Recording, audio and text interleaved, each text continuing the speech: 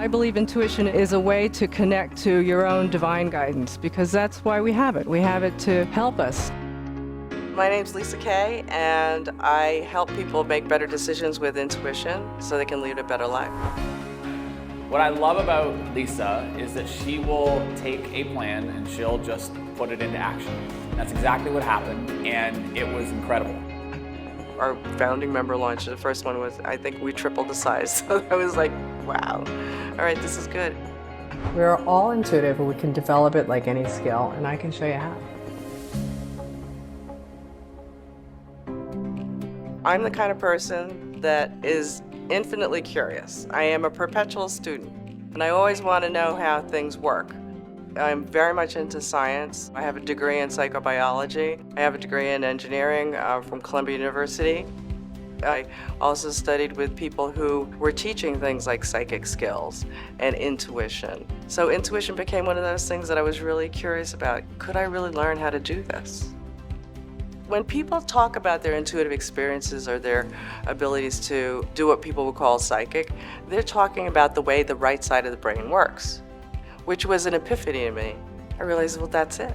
That's the connection between this nebulous, esoteric, mystical thing and us as physical beings in science. And once I did that, I started to apply the understandings that I had of science and how the right side of the brain worked to doing things like intuition and psychic exercises, and it worked. And as I got better and better at it, I was able to use it in my own life, and it was more and more accurate, and it was more reliable, until one day it saved my life. One night I woke up and I was shaking from head to toe, and I didn't know what it was.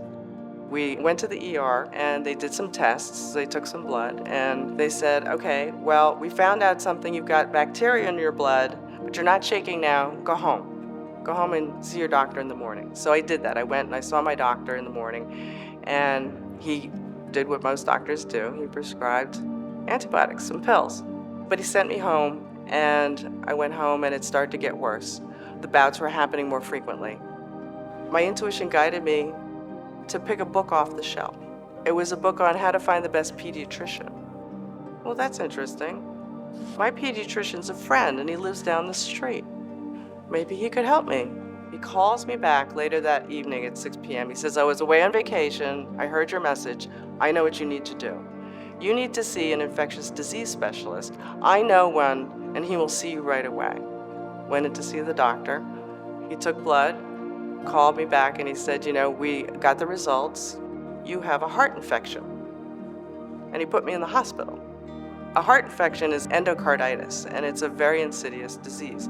A lot of young people get it and they don't know they have it, and then they drop dead. But all the doctors I had been talking to up until then just sent me home. They weren't listening. And if I had just listened to the first doctor who said, just keep taking your pills, go home, I don't know if I'd be here today.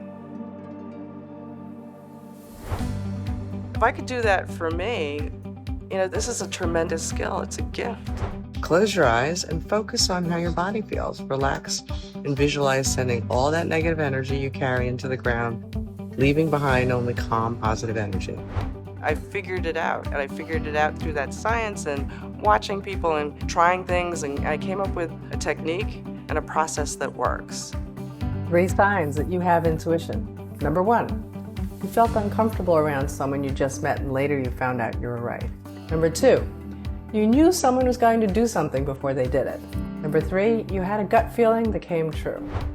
I saw Stu and I was like, oh, I know him. And I was like, ooh, memberships. I think I have a membership. What we're building is a space and a place and a community for people. They're super interested in the things that are spiritual or mystical, but people think they're bizarre or they're weird. But now you come into my circle and there's other people just like you. Our founding member launch, the first one was, I think we tripled the size. So I was like, wow, all right, this is good. Have you ever wished for a clear sign, a nudge in the right direction, or just the feeling that you're not alone? I know I have. And today I'm going to share 3 powerful ways you can ask angels for help. I always knew that being very specific with my niche and articulating it will resonate with my ideal customer, because then they feel like, oh my God, she knows me. That's me. I have those same feelings, those same struggles, the same thoughts that I don't say to anybody else. And when I can share that, that's when they want to come and, learn from me. And that's very, very powerful. We just stepped into that, and it's changed tremendously. We've grown our following 27 times on Instagram alone because I stepped into that niche.